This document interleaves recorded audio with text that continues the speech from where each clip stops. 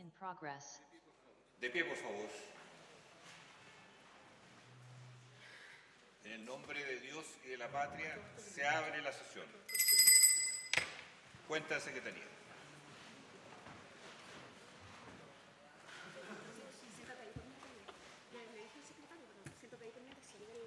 Gracias, señor presidente.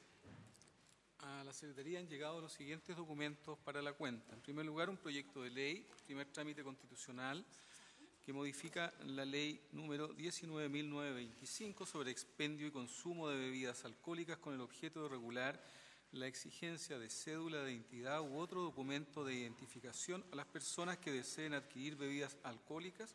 Dicho proyecto fue remitido por la Sala a esta comisión y se le asignó el boletín 16.002-11. Luego tenemos un oficio número 1997 de la ministra de Salud, doctora Jimena Aguilera, con el que remite la cuenta pública participativa del Ministerio de Salud, que fue acompañado en vuestras carpetas y les será enviado además por correo electrónico. Hay dos comunicaciones. La primera de la Seremi de Salud de la región de Valparaíso, con la que envía dos documentos que dan cuenta de las medidas en el marco del escenario actual epidemiológico e informa acciones realizadas por Seremi de Salud en el contexto de la alerta sanitaria de Concón, Quintero y Puchuncaví. Otro, comunicación de la rectora de la Universidad Aysén, Natacha Pino, y presidenta de la agrupación de universidades regionales, con la que adjunta nota y un documento referido al proyecto sobre centros asistenciales docentes. Por último, hay una reiteración de solicitud de audiencia. Reiteran la solicitud para tratar el tema sobre acceso universal a implantes anticonceptivos los solicitantes Sociedad de Obstetricia y Ginecología de Chile, representada por su presidenta, la doctora Claudia Ságer. Ginecólogas de Chile, representada por su directora, la doctora Daniela Ribeck. La Fundación Niñas Valientes, representada por su directora, señora Carva Ljubetich. Y Órganon, representada por su directora, Mayela Bastidas. Eso todo en materia de cuentas, señor presidente. Muchísimas gracias. Dar la bienvenida al Ejecutivo. Entendemos que está por llegar la ministra y el subsecretario de Redes Asistenciales, para el punto 1, especialmente este último. Saludar al presidente de la Asociación de ISAPRES, don Gonzalo Simón, al ex superintendente, don Manuel Nostroza, en representación de las ex autoridades. Saludar también que está presente el diputado Tomás Lagomarsino. Y antes de iniciar, don Héctor Sánchez también, bienvenido, los ex superintendentes, para ordenar un poco la secuencia, porque tenemos un cúmulo de temáticas entre la crisis respiratoria, que es lo primero que vamos a abordar hoy día, y la continuidad del tema ISAPRES. Sugiero que, si no se alcanzase a escuchar a todos los invitados hoy día, en ISAPRES continuemos mañana. Lo digo especialmente por los ex superintendentes, porque los temas de matriz de cálculo, los temas de definición ahora a la luz del dictamen último de la Suprema, naturalmente se colocan en el tapete. De manera tal que mañana tendríamos esa continuidad más espacio público, que también tiene una mirada sobre el tema, y después seguiríamos el miércoles con otros invitados sobre este punto. Muy bien. Pausa por 5 minutos. Recording stopped.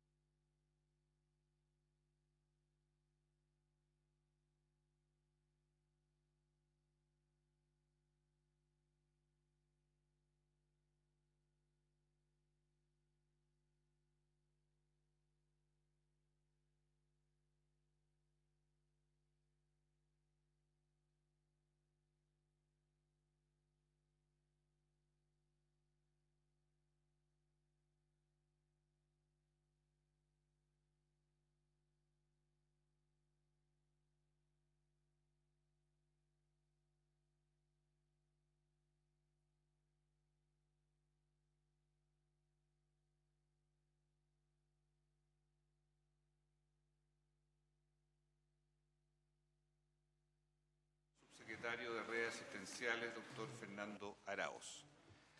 En el primer punto de esta sesión,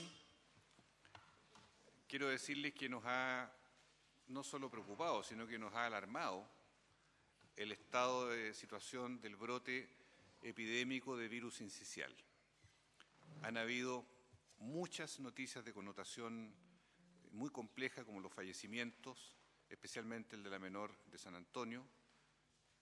Han habido contradicciones y frases que de pronto han quedado instaladas con un ambiente de confusión en la ciudadanía. Todos entendemos que la autoridad sanitaria tiene que tener el control, la conducción de un proceso tan delicado como este.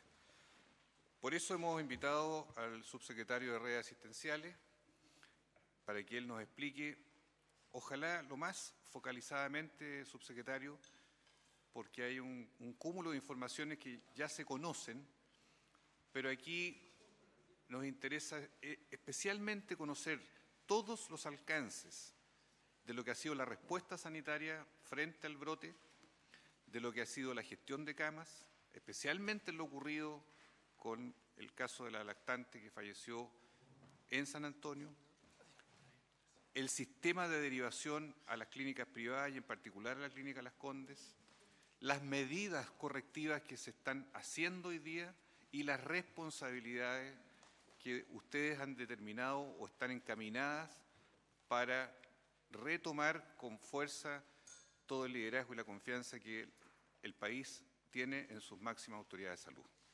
Eso nos preocupa infinitamente y quisiéramos que usted en la exposición pudiera, con el respeto que corresponde a esta comisión, que así vamos a escuchar y vamos posteriormente a hacer las preguntas y comentarios, hacerlo con la mayor profundidad y prolijidad posible para que así ilustremos exactamente el punto en que nos encontramos hoy día en la crisis sanitaria que estamos atravesando. Tiene la palabra el subsecretario de Redes, por favor.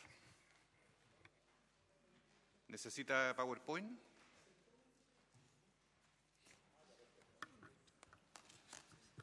Tiene la palabra. Muy buenas tardes, presidente. Por su intermedio, saludar a todos los honorables senadores presentes aquí.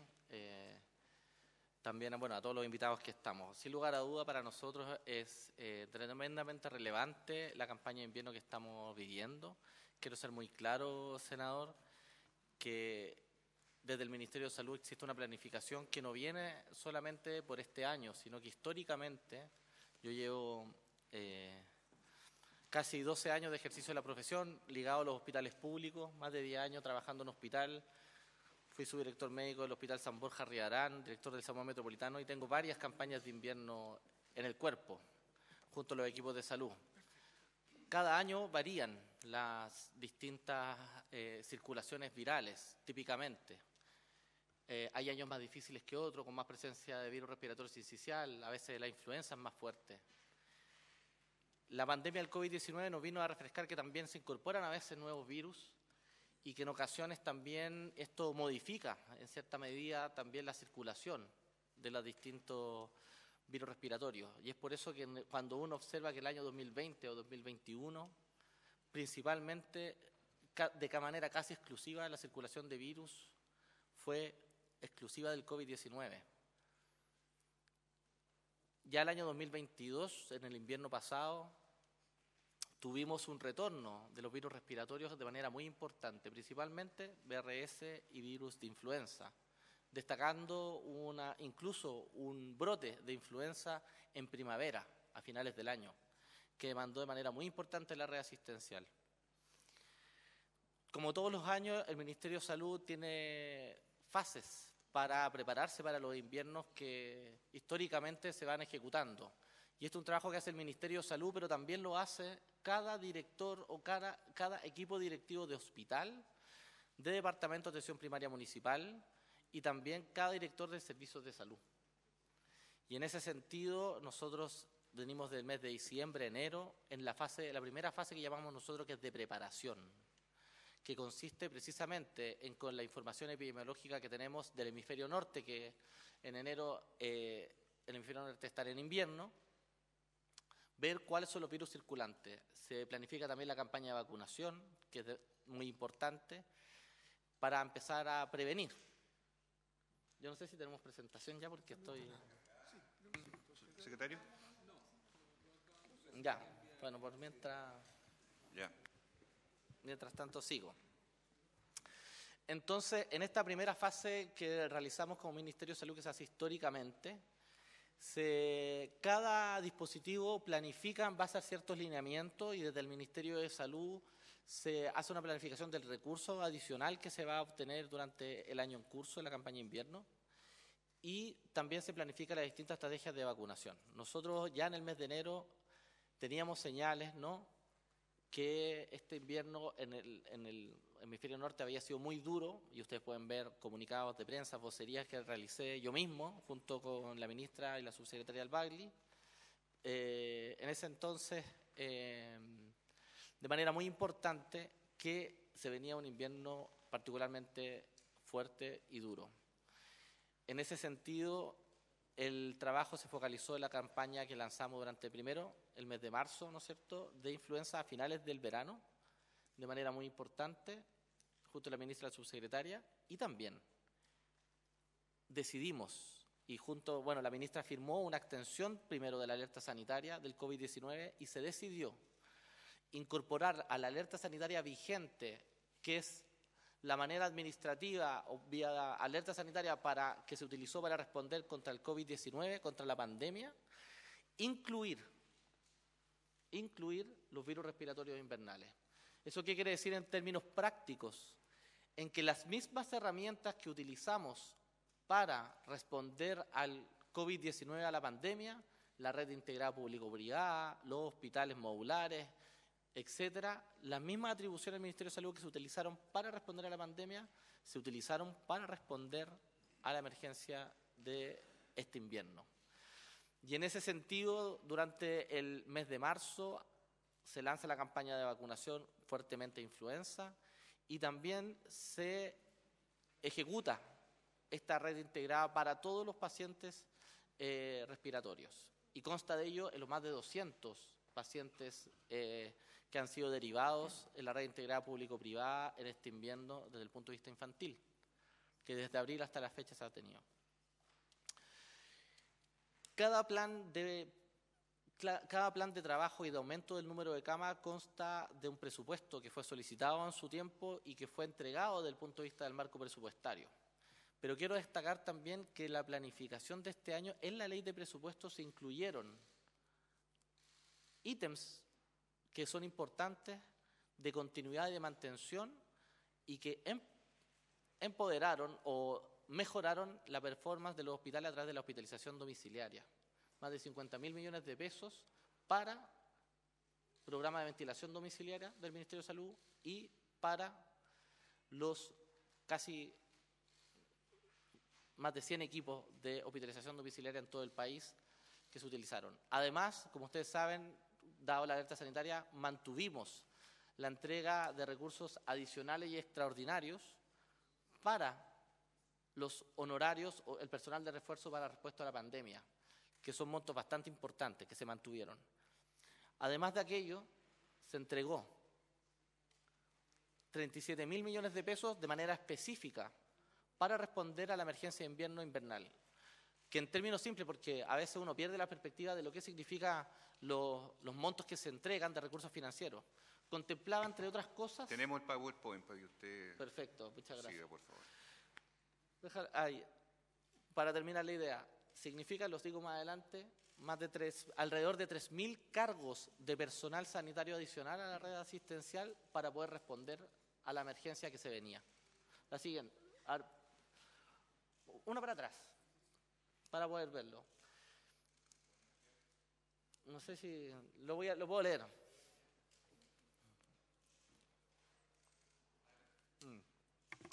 Gracias, senador. Mejor aquí, ¿no? Ya. Aquí.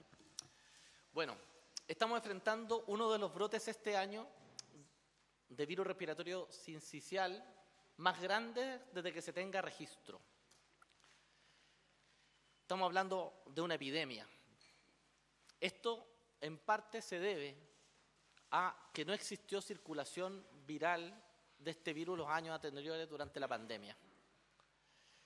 Lo que resulta también es que hay una memoria inmunológica que tienen las poblaciones y las personas individualmente en cuanto al contacto que se tiene todos los años, principalmente en invierno, con este virus. Hoy día tenemos una población que dejó de estar en contacto 2 años y medio, 3 años de pandemia.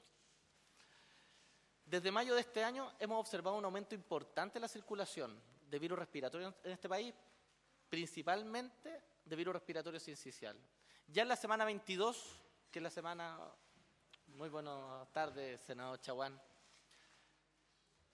Entre el 28 y 3 de junio, el 56% de las muestras analizadas en los centros centinelas dieron positivos para virus respiratorio sincicial, afectando especialmente a los niños menores de 1 año.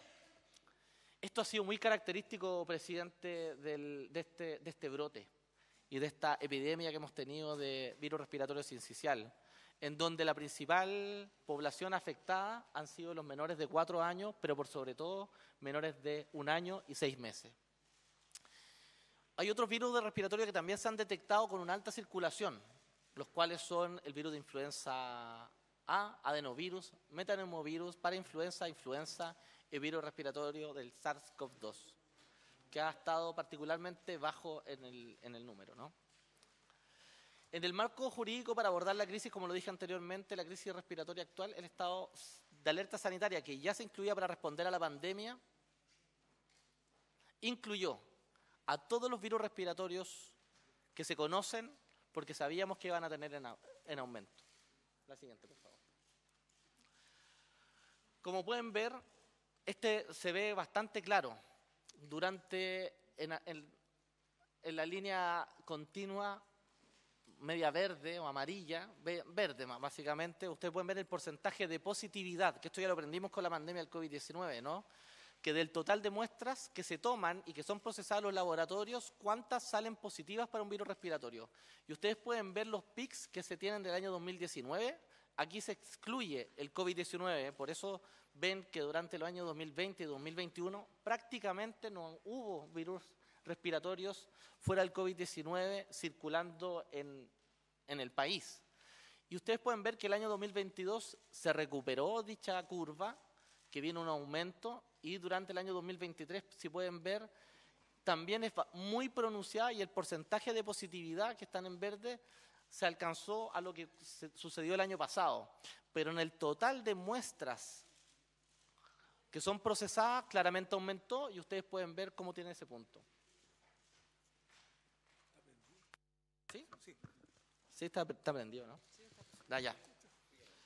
Perfecto, la siguiente, por favor. La siguiente. Bueno, esta circulación viral, ¿en qué significa, presidente? Significa que a la semana número 22, ustedes pueden ver en línea roja las consultas de urgencia hospitalaria y de atención primaria. Y puede ver que el número de consultas de urgencias que hemos tenido que atender todos los equipos de salud del país está por sobre la registrada del año 2018, 2019, 2020, 2021, 2022, incluyendo las atenciones de urgencia de la pandemia. Sin lugar a dudas, estamos atendiendo más pacientes que los años anteriores. Para la semana epidemiológica número 22, que es el gráfico que tengo, aquí que les vengo a presentar, como se cierra la semana número 23 se va a cerrar el día de mañana, así que vamos a tener los datos actualizados. Ustedes pueden ver que el total de atenciones de emergencia en las unidades la última semana disminuyó un 4% y las consultas respiratorias han ido también en disminución. Los grupos etarios que han disminuido han sido todos, excepto los niños menores de 1 año, que siguen consultando de manera muy importante. Puedes ver que hace 1 semana o 2 semanas, contando hoy día, hace 3 semanas atrás, llegamos a un pic a nivel nacional de consultas respiratorias, consultas de urgencia en general y respiratorias en el país, y hemos notado que las últimas semanas han venido en descenso. La siguiente, por favor. Respecto a las atenciones, cuando uno abre esto, uno ve que la principal atención de la urgencia respiratoria son en la atención primaria. Y me parece, presidente, que hay que tomar en consideración aquello, porque hemos hablado bastante de las hospitalizaciones, de los hospitales que tienen un trabajo muy importante, pero la atención primaria hoy día en volumen está atendiendo a la mayor cantidad de urgencias respiratorias. Y eso dice relación con el compromiso de toda la salud municipal y atención primaria de este país. También hemos notado un aumento que se ha notado en la semana 20 en las urgencias respiratorias a nivel hospitalario también, que es en menor medida, pero es muy importante. La siguiente, por favor. Cuando nuestro país tiene diferentes macrozonas y por la territorialidad, estos brotes de enfermedades respiratorias y de consultas son distintos dependiendo de la territorialidad. Y en eso ustedes pueden ver que tienen distintas curvas, principalmente la macrozona norte, centro norte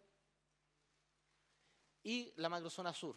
Quiero decir que si ustedes revisan muy bien, se pueden dar cuenta que el aumento importante de virus respiratorios, si bien ha sido importante en todos los lugares, principalmente esto partió antes en la macrozona sur. ¿Sí? Por ahí partió este brote a nivel de invierno este año. La última semana hemos tenido una disminución en general en todas de las consultas respiratorias, estoy hablando, y las atenciones de urgencia, había una disminución generalizada en todo el país y en todas las macrozonas, excepto en la región metropolitana, que ha tenido una leve disminución nada más. Y llama la atención que en el centro norte disminuyeron la última semana un 12% las consultas de urgencia a nivel global, y en la macrozona centro-sur disminuyeron un 9,7%. La siguiente. O sea, en resumen, hemos tomado, a nivel de las consultas, hace unas 2 o 3 semanas llegamos a un primer pic y luego ha venido en descenso. El descenso ha sido más notorio en la macrozona norte, en la macrozona sur, pero de menor intensidad o en un plató en la macrozona centro, que es donde hoy día tenemos una alta demanda asistencial. Cuando hablamos de las urgencias que hemos tenido, podemos notar también, por todas las causas, que este año hemos hospitalizado más que el año 2018, prepandemia, 2019, prepandemia, 2020, 2021, en plena pandemia. Hoy día estamos hospitalizando más personas y estamos atendiendo más consultas de urgencia a nivel país. La última semana que tenemos registro completo, hemos notado una estabilización o una leve disminución del número de hospitalizaciones. Principalmente hemos tenido menos hospitalizados adultos mayores y hemos notado una disminución de todo el resto, excepto de los niños menores de 4 años, y hemos notado un aumento de los niños menores de 1 año. Lo que significa que en la última semana aumentó el número de hospitalizaciones a los lactantes muy, muy pequeños, un 19%. Puede ver que hace 3 semanas atrás se llegó a un pic de nivel de hospitalizaciones a nivel país, en general, en el número absoluto, y luego ha tenido una leve disminución en la última semana. Sin embargo, no se ve muy bien, por eso lo quiero comentar, y lo he dicho también en los medios de comunicación. Esto es muy importante porque, presidente, la semana 22, que es hace 2 semanas, se hospitalizaron en la red pública del país más de 1.200 niños menores de 1 año, que es un número importante, sobre todo porque son los más afectados, los que tienen más gravedad y los que requieren más cuidado intensivo intermedio y de cuidados medios. Y esa es la población que hoy día tenemos que llamar también a la prevención. Quiero saludar a la senadora Jimena Órdenes, que se está apareciendo. Muy buenos días. Venía escuchando por el link. Gracias. Siguiente, por favor. Ahora, cuando hacemos un zoom o un doble clic y queremos revisar cómo han sido las curvas de hospitalizaciones exclusivamente por causa respiratoria, hemos notado que la última semana esto ha venido aumentando, yo diría, de las últimas 8 semanas de manera progresiva y exponencial. Sin embargo, hace 3 semanas atrás se quiebra la curva y lo que nos indicaría que estaríamos llegando a un primer pic de este invierno. Principalmente el aumento de las hospitalizaciones que estamos viviendo en la última semana se focaliza en los menores de un año nuevamente, con un aumento con respecto a la semana anterior de un 28%, y de 1 a 4 años un 4,4%. Solamente en niños menores a 4 años, que son los niños que más estamos hospitalizando, suman alrededor de la semana 22 de 1.800 casos que se han ido hospitalizando a nivel del país, que es un volumen importante, muy importante. Siguiente. Subsecretario, le quisiera pedir, para que pudiéramos focalizar al máximo posible por el interés que hay, por el momento epidemiológico, Okay. que vaya precisando muy bien la respuesta sanitaria en cuanto a las camas disponibles, a la unidad de gestión de camas críticas, su operatividad, los problemas que han ocurrido con la menor fallecida, las versiones contradictorias al respecto, la situación de la Clínica Las Condes, el uso de la expansión de camas con personal que vaya a los hospitales y centros. Ahí nos interesa mucho, porque usted comprenderá, aquí hay un interés público, ciudadano, Sí, claro, muy grande en poder esclarecer lo máximo posible todo lo que se pueda de su parte, esos episodios tan dramáticos que estamos viviendo en el país. Siga nomás. Sí, por claro, supuesto. pero para que él vaya adelantando. También. Bueno, porque era importante, agradezco, presidente, por supuesto que lo vamos a tocar, pero me interesaba también que, sobre todo en esta Comisión de Salud, entendieran el momento que estamos viviendo en el aumento de consultas, en el aumento de las hospitalizaciones y en el estado de la circulación viral, porque esto es determinante también para saber, y en la opinión pública, de cómo van a venir las siguientes semanas y cuáles son las respuestas que hemos tenido y cómo estamos planificando para seguir respondiendo hacia adelante. Esto ya lo dije anteriormente, nosotros tenemos 3 fases, una fase de preparación que es entre enero a marzo, una fase operativa y una fase de evaluación que se hace todos los años desde que existe la campaña de invierno en este país, que es desde hace mucho, antes que yo fuera médico, inclusive de los 80, 90, o sea, 90, ¿no? La campaña de invierno, sí. Bueno, ministra, usted ahí tiene mucha experiencia también. Saludo a don Víctor, el subintendente, que se suma también. Bueno, tenemos proyecciones de escenario en enero, en marzo se entiende la alerta sanitaria y también nosotros, esto era importante, durante el mes de marzo nosotros tuvimos una jornada respecto con todos los directores de servicios de salud y directores de hospitales, precisamente de planificación y de preparación para el invierno. La fase operativa, bueno, se inician las reuniones con los directivos. Yo semanalmente desde el mes de abril me he estado reuniendo con cada uno de los directores de servicios de hospital y Seremi para monitorear de manera regional por servicio de salud las variaciones de los distintos indicadores que hemos mostrado de consulta, respuestas y de vacunación. Por supuesto que hemos mandado las instrucciones, el marco presupuestario que le voy a comentar y las reuniones de monitoreo periódicas. Y aquí quiero destacar que también estas reuniones que realizamos incluimos también a la Asociación de Clínicas Chile para la respuesta, porque como entenderán y como es sabido, la enfermedad respiratoria impactan a todos los servicios, tanto públicos como privados. La siguiente, por favor. Bueno, en cuanto a los recursos, yo quiero decir que este año, en recursos que se han entregado, sea por ley de presupuestos o por recursos extraordinarios, suman en total para este invierno 253.000 millones de pesos. Lo que son aproximadamente más de 150, 155, 160 millones de dólares adicionales de expansión que se han entregado a los servicios de salud. ¿Por qué ítem? Primero, hemos entregado por cuatrimestre honorarios, o sea, recursos para mantener el personal de refuerzo de la conversión de camas producto de la alerta sanitaria del COVID-19. Primero 55.000 millones y luego 47.000 millones. También se le han entregado recursos, 22.000 millones, a la atención primaria para extensión horaria de los servicios de urgencia y refuerzo de los planes de vacunación. También hemos entregado en la campaña de invierno de atención primaria 6.000 millones de pesos adicionales para reforzar los servicios de urgencia, SAR y extensiones horarias.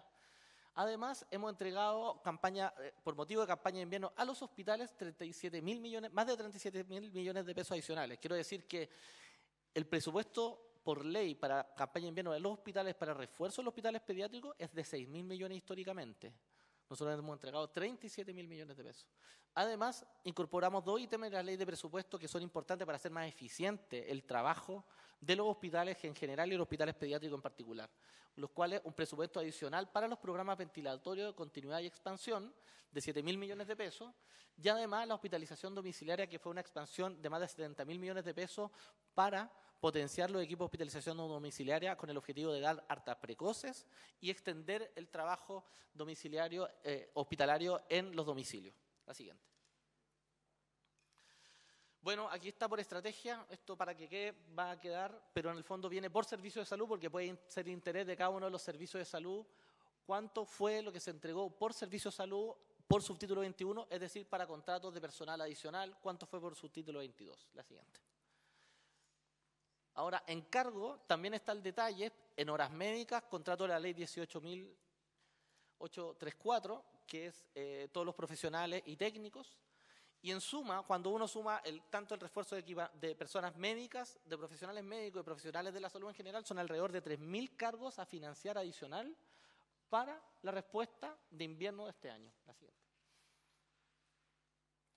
Las estrategias que hemos estado utilizando para responder al invierno se dividen en las siguientes. No solamente es convertir camas, yo creo que también eso es muy minimalista en estos momentos. Primero, la habilitación de más camas pediátricas infantiles. Y aquí quiero decir, sale en un gráfico más adelante, uno de los efectos que tuvo el COVID-19 y la expansión de camas que se tuvo que realizar en ese contexto fue que se disminuyeron de manera muy importante las unidades de atención infantil. Esto significa que nosotros recibimos un número importantemente bajo de camas de paciente crítico y camas pediatría cuando llegamos a la administración el 11 de marzo del 2022, producto de la gran expansión y conversión de camas pediátricas a adultas durante este periodo. Por lo tanto, también había un trabajo del Ministerio en recuperar esos espacios en cada uno de los hospitales en donde se vio disminuido para poder recuperar capacidades de atención pediátrica que se había perdido producto de la emergencia del COVID-19. También entregamos recursos para aumentar camas adicionales a las que se han recuperado, refuerzo de la red de urgencia ISAMU con el objetivo de dotar de turnos adicionales y mayor respuesta para los traslados necesarios en la red integrada público-privada y los refuerzos de los servicios de urgencia para atender la cantidad de pacientes que estamos atendiendo. Como dije anteriormente, nosotros atendimos y estamos atendiendo niveles históricos de consultas de urgencia, principalmente la atención primaria y también hospitalaria. También tenemos refuerzo de los servicios de apoyo y por eso tenemos hoy día un mejor registro de los virus respiratorios que estamos haciendo, el número de muestras mayor. Tenemos refuerzo también en las imágenes diagnósticas que estamos realizando, que es muy importante. Y fortalecimiento, por cierto, de los centros centinela, que son la vigilancia epidemiológica que estamos viendo de los virus respiratorios. La hospitalización domiciliaria, que ya comenté anteriormente, que es muy importante porque hay niños que se pueden dar de alta de manera más precoz y segura a los domicilios, y el programa de ventilación domiciliaria con el objetivo de que pacientes crónicos ventilados puedan vivir en sus casas y no tener que estar viviendo en una cama hospitalaria, principalmente cuidados intensivos e intermedios. Siguiente. A nivel primario tenemos difusión y capacitación de los equipos, hemos ampliado también la campaña de vacunación de influenza y COVID, hemos reforzado los equipos de salud con ampliación horaria y refuerzo del personal en el horario de funcionamiento habitual, en los centros de atención primaria para atención de morbilidad, salas hidalleras y extensión horaria, visitas domiciliarias para control y seguimiento. Los refuerzos en medicamentos e insumos asociados, y aquí también un trabajo coordinado por supuesto con Senabast, y mayores pesquisas en centros centinela. La siguiente. Bueno, estos son el comportamiento. En verde pueden ver el porcentaje o el número de muestras que se han salido positivas, ¿no?, para virus respiratorios distintos, incluido el COVID-19, y hemos visto como hoy día estamos en el punto más alto de las últimas semanas que se tiene registro en total al número de muestras. También tenemos más laboratorios para poder procesar, se han reforzado por supuesto en ello. Siguiente. Ahora, en esto me quería detener un segundo, presidente. En la semana epidemiológica número 14, que es durante el mes de marzo-abril, usted puede notar el número bajísimo de camas de paciente crítico que recibimos de cuidados intensivos infantiles. Y esto tiene que ver porque producto de la ampliación de las camas UCI y UTI a nivel de los adultos, para responder a la pandemia, ocuparon espacio de camas críticas infantiles para poder responder a esto. Entonces nosotros llegamos a la administración y al gobierno con niveles históricamente bajos de servicios de pediatría. ¿Para qué también decir que hospitales clínicos y clínicas privadas durante estos 2 años de pandemia cerraron unidades de tratamiento intensivo infantiles? Y el trabajo que tuvimos que tener de recuperación. Puede hablar, las camas, en la barra azul, la más alta, indica el número de camas habilitadas. Esa es la dotación con la que nosotros llegamos de camas infantiles. Y el trabajo que tuvimos que hacer durante el primer gobierno, la primera campaña de invierno, ustedes pueden ver que pasamos de camas de paciente crítico de 368, llegamos a un pic habilitada la semana 28 de 702 camas de cuidados críticos en la red pública de salud. O sea, de 368 a 702 camas críticas pediátricas con un nivel de ocupación del 83%, que es la primera fecha que pueden ver hacia su mano izquierda. En la semana 24 fue la máxima ocupación que tuvimos de dichas camas en el invierno pasado, de un 89%. Luego de eso, hubo una cierta estabilización porque tuvimos recursos para expandir adicionalmente, llegado al invierno, pero llegamos no al inicio, porque recuperamos camas. Y podemos decir que en enero del año 2023 ya no teníamos las 368 camas críticas, sino que teníamos 564 camas. Eso fue el trabajo de recuperación que hicimos de los espacios, y para eso se intervinieron hospitales. Quiero dar un mensaje. Por ejemplo, el hospital de Maipú, el Hospital del Carmen de Maipú, nosotros el año pasado lo fuimos a visitar, como hemos visitado todos los hospitales, y nos dimos cuenta que la urgencia infantil de ese hospital había desaparecido y estaba en una sala de box de atención ambulatorio funcionando, porque la urgencia infantil y adultos en conjunto se habían fusionado y habían más de 150 pacientes adultos hospitalizados ahí. Con una disminución de camas, presidente, de alrededor de 20 camas para una población de Maipú. Eso es lo que había. Y en el trabajo de intervención para mejorar la eficiencia, para poder dar altas más precoces y poder disminuir la capacidad para ser más eficiente y desocupar esos espacios, precisamente para recuperar esa urgencia este invierno. Es parte del trabajo que desde enero que estamos haciendo. No solamente acá, en todas las regiones del país. Partimos con esas camas, como pueden ver, y ya en la semana número 21 y 22 empezó un aumento muy importante. Y ya en la semana número 21 y 22 y 23 superamos ampliamente el número de camas que habíamos convertido en el invierno anterior. Si las pudiera señalizar, subsecretario, porque no se logran distinguir de pronto cuál semana es cuál aquí, para si tiene un puntero. Sí, usted puede ver que hay una línea que separa el 2022 del 2023. Sí. La semana hacia mano izquierda pueden ver que hay una primera flecha roja apuntando hacia abajo. Ese fue el pic de camas que tuvimos, que fue en la semana número 28, habilitadas de paciente crítico y pediátrico a nivel nacional, que fueron 702 camas que logramos convertir. Es decir, de 768 a 700. Eso fue lo que crecimos el año pasado para hacernos cargo de la campaña de invierno del año pasado. Ahora, este invierno nosotros partimos en enero, como pueden ver en la primera flecha, abajo donde dice 2023, 564 camas críticas infantiles en la red pública de salud. Y luego de eso ustedes pueden ver cómo viene el aumento y cómo la demanda, producto de la circulación y la exigente demanda que se tuvo, en la semana número 21, 22 y 23 tuvimos que, se salió el Zoom, aumentó de manera muy importante y llegamos en la semana número 23 a habilitar solo en camas públicas. Prosiga nomás, subsecretario, porque hubo una caída de sistema. 851 camas. Eso fue lo que hemos habilitado la semana 23, camas públicas. Si uno compara cómo partimos el año 2022, De 360, hoy día tenemos 850 camas públicas de paciente crítico y con una ocupación del 92% de estancia.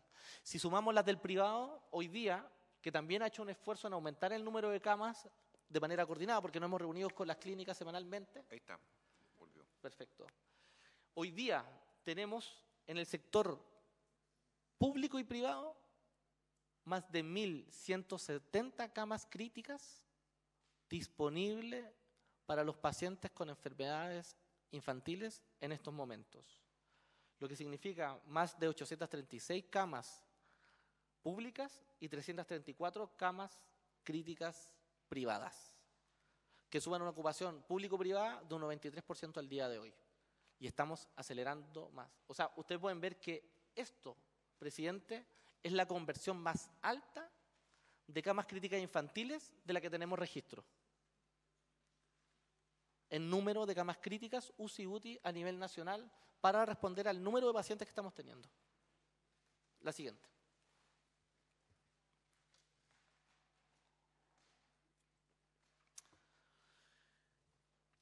Esto es un gráfico que muestra las hospitalizaciones de urgencia por causa respiratoria de 0 a 14 años y el porcentaje de ocupación de camas UPC entre la semana 14 y 22 del 2023.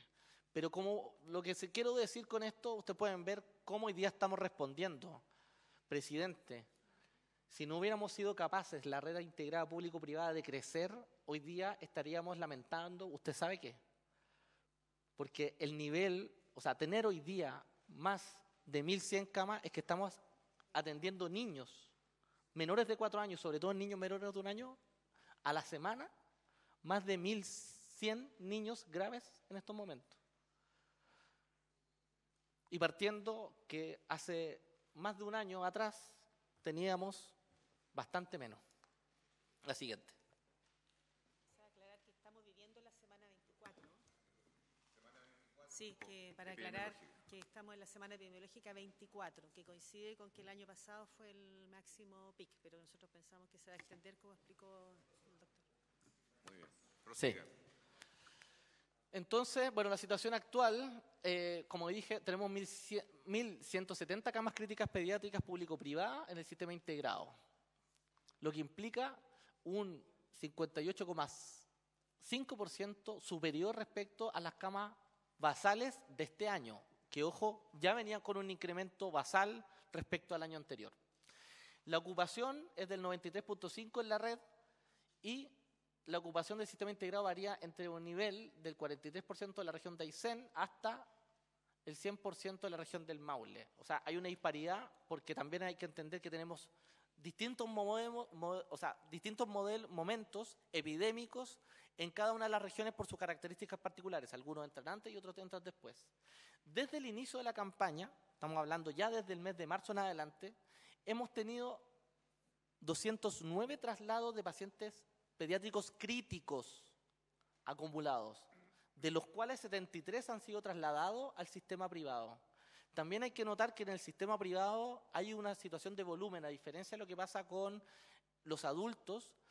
Las camas críticas infantiles del sector privado en proporción son menores en número y están más concentradas en la región metropolitana, Valparaíso, Concepción principalmente y otras regiones, pero no tiene una presencia territorial, no hay disponibilidad de camas críticas infantiles privadas en todo el territorio nacional, pero sí lo tiene la red pública de salud. La siguiente. Bueno, y esto son la fecha actual, el corte del día de hoy, ¿no es cierto? Pueden ver el número de camas que tenemos habilitadas en el sector público, en el sector privado, y cómo suman en total y cómo estamos hoy día actuando integradamente. La siguiente. Aquí también viene el sistema integrado de la red asistencial, como pueden ver el porcentaje de ocupación, cómo varía las camas críticas que tenemos y las camas disponibles en el sistema integrado. ¿Por qué hablamos del sistema integrado?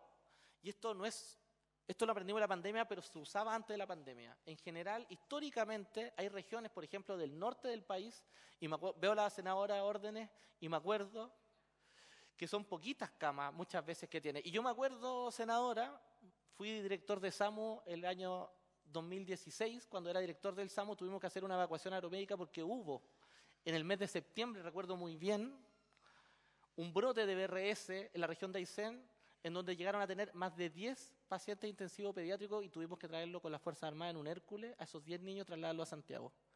Eso a veces pasa también, ya ha pasado antes. Hoy día tenemos esta red integrada y para poder desocupar camas tenemos que mover muchas veces pacientes entre las regiones. Quiero contar que, por ejemplo, en Europa se han hecho traslados entre países precisamente para afrontar ese tipo de situaciones. Y hoy día nosotros estamos utilizando la campaña. Por eso hemos tenido traslados a todas las regiones del país, desde todas las regiones y hacia todas las regiones del país, con el objetivo de ir desocupando y ir manteniendo camas, siempre camas disponibles de manera más eficiente. La siguiente.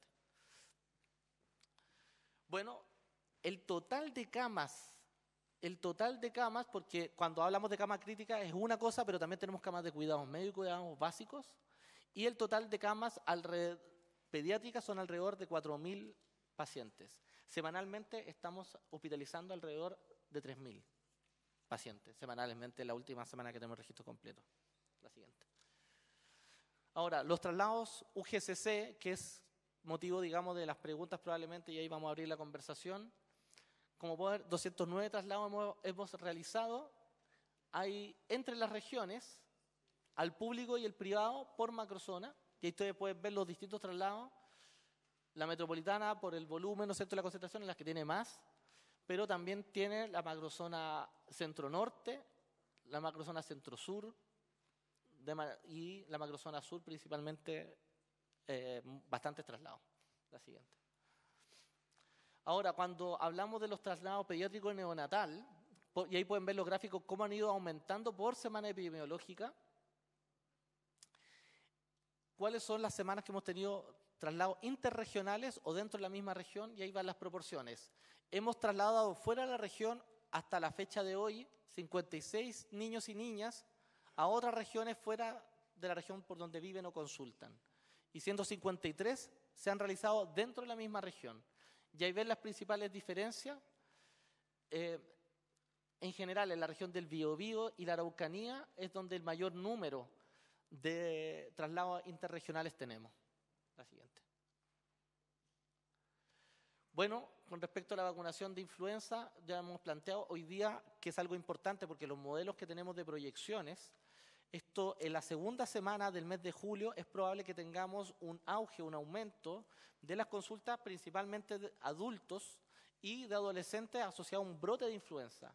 Típicamente las vacaciones de invierno cortan a la mitad el aumento que se tiene en las consultas y la circulación viral y luego tiene un repunte y muchas veces mayor al primer brote que estamos viendo en la primera parte del invierno, que es el mes de agosto. Por eso la estrategia aquí importante, al día de hoy tenemos un 65% de la población objetivo y por eso vamos a intensificar y el llamado que hacemos es que podamos todos unirnos con el objetivo de incentivar la vacunación, principalmente personas mayores, personas crónicas, con el objetivo de disminuir la mortalidad asociada a influenza que vamos a tener precisamente en la segunda parte del invierno. La siguiente. Eso. Muchas gracias, presidente. Esta es la presentación que tenía preparada. Yo creo que podemos referirnos ahí a las preguntas y los comentarios que nos puedan hacer los senadores respecto a la situación que estamos viviendo hoy en día. Muchas gracias. Muy bien, están con la palabra pedida senadores Gaona, Chaguán, Órdenes, La Torre y quien habla. Por favor, senador Gaona. Presidente, es corto el tiempo para poder abordar un tema tan delicado como esto y de verdad me gustaría creerle al subsecretario. La verdad es que tengo bastantes dudas de lo que él señala. Quiero solo recordar un Twitter del doctor Arauz cuando decía decía pare de faltar a la verdad, subsecretario, el entonces subsecretario Arturo Zúñiga. Suficiente daño le han hecho ya a la imagen de la salud pública chilena, ocultando cifras y mintiendo sobre la realidad de la respuesta a la pandemia. Los médicos de este país sabemos de momentos límites y duros porque estuvimos ahí. Eso fue dicho en la pandemia anterior y todos sabemos los resultados de la pandemia que no son como el doctor Arauz lo plantea allí. Entonces uno pregunta, ¿quién miente en esto? En CNN, el jueves pasado, el subsecretario Arauz afirmó que sí habían derivado pacientes a la clínica Las Condes, dada la situación de alerta sanitaria y por ley de urgencia. Eso lo declaró a CNN el jueves pasado el subsecretario que tenemos aquí al frente. lo que fue categóricamente desmentido por el director médico de dicho recinto. Dicho recinto asistencial, el doctor Diego Mardones, quien dijo a Tele 13 que no hemos recibido pacientes del servicio público a pesar de lo que dijo el subsecretario. ¿Tendría que creerle yo al subsecretario entonces con todo lo que me está diciendo? Después quisiera un poco hacer preguntas más específicas. Mi gran duda es si efectivamente el responsable de las redes asistenciales de este país es capaz de poder enfrentar todo este problema que tenemos y sobre todo lo que viene más adelante. Por ejemplo, poder saber quién está a cargo de gestionar la red pública y privada, si existe ese gestor de la red pública y privada. Si hay alguien, me gustaría conocer quién específicamente es, quién está a cargo de la coordinación de la red y dónde está el acto administrativo de que da cuenta de ese nombramiento. Lo quiero ver acá, ese acto administrativo. También quisiera saber quién es el coordinador de las cámaras pediátricas. Nuevamente quiero conocer ese acto administrativo del subsecretario que constaría ese nombramiento. Y que esto no es así, tú preocúpate de esto, tú preocúpate de esto otro. No, quiero ver nombramientos formales de las personas que están a cargo de esto. ¿Quién ratificó el caso de la menor de San Antonio de que la ausencia de cupo en la red fuera real y no teórica? ¿Qué medidas evaluaron para abrir un espacio en su condición tan crítica? Pareciera que había cama en la clínica Las Condes. Pareciera. Eso me gustaría que lo aclarara el subsecretario. Han dicho de que no se puede, la clínica Las Condes tenía un conflicto laboral y que por lo tanto estaba suspendida, pero ley de urgencia, eso, mi impresión es que no habría problemas en que pudiese la ley de urgencia poderlo haberlo derivado a la clínica Las Condes. Y esa paciente muere. Recién el viernes se publicó la resolución para aumentar este viernes que pasó, se publicó la resolución para aumentar la capacidad de la red UCI pediátrica. ¿Por qué se esperó hasta esa fecha? Usted me dice que desde diciembre, enero, cuando yo dije en sesiones pasadas o en televisión me parece que fue, dije que por qué esto no se era parado en enero y febrero, el periodista me respondió que era muy temprano para responder a eso, cuestión que no era así, por lo que acaba de decir el subsecretario. ¿Por qué se esperó hasta la fecha, hasta este viernes? ¿Por qué ese porcentaje de aumento es solo el 20%? Si ya pareciera que por la cifra que usted da, estamos casi al colapso. ¿Qué va a pasar en una semana más cuando supuestamente vamos a tener este pic de mayor aumento? ¿Dónde están los criterios que justifican ese aumento del 20%? ¿Por qué es el 20 y no es el 30 o el 40? El criterio que emplearon para eso. Finalmente, yo tengo la impresión de que no ha existido esa coordinación que habla el subsecretario con el sector privado. Y eso es por razones ideológicas. Lo demostró durante la pandemia y lo sigue demostrando hoy día. Entonces, por razones ideológicas no quieren usar al sector privado. Y eso quiero que me lo demuestre, no porque lo hicieron ahora, sino que lo hicieron en enero o en febrero, esas coordinaciones. Y como le decía recién, a mí me gustaría tener a la vista los nombramientos de todas las personas a cargo de esto y quién se hace responsable de la muerte de esas personas, especialmente esa niña de San Antonio. ¿Quién asume la responsabilidad política de esto? Los diputados ya han amenazado, si el subsecretario no renuncia, va a haber acusación constitucional en contra de la ministra. ¿Por qué tiene que pagar los platos rotos la ministra? Cuando hay un responsable de la red asistencial de Chile, que es el subsecretario de redes asistenciales. Quisiera que me respondiera esa pregunta, señor subsecretario. Muchas gracias. Le pido que tome nota el subsecretario, la ministra, por favor. Vamos a continuar y les pido de inmediato excusas a los invitados de Ley Corta de ISAPRE. Mañana hemos hecho una adecuación de tabla. Toda la sesión va a estar dedicada a los temas de Ley Corta de ISAPRE a raíz del último dictamen, para que se queden, por favor, pero sepan que esta mañana dedicado. Senador Chaguán. Sí, primero, estamos frente a una crisis de enfermedad respiratoria muy compleja. Nosotros hemos hecho proyecciones con las ex autoridades de salud del gobierno anterior que eventualmente pudieran haber, si es que no se hace nada distinto a lo que se ha hecho hasta ahora, podrían haber más de un centenar de lactantes fallecidos. Yo no quiero alarmar con esta cifra, pero una proyección si es que no se hace nada distinto. y por tanto acá hay que hacer un esfuerzo adicional respecto a la reconversión de camas críticas, pediátricas, que es fundamental. Luego, nosotros estamos pidiendo efectivamente que medidas que en algún minuto se adoptaron durante la gestión anterior se puedan también adoptar ahora. Por ejemplo, si es necesario hospitales de campaña, hospitales de campaña.